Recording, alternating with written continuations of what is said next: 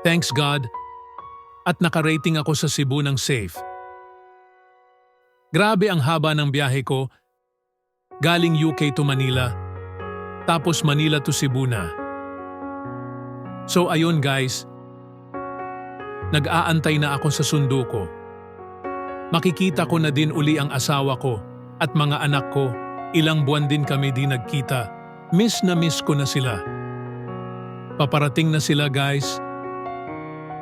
Excited na ako mayakap at mahalikan sila uli. At last, kasama ko na sila.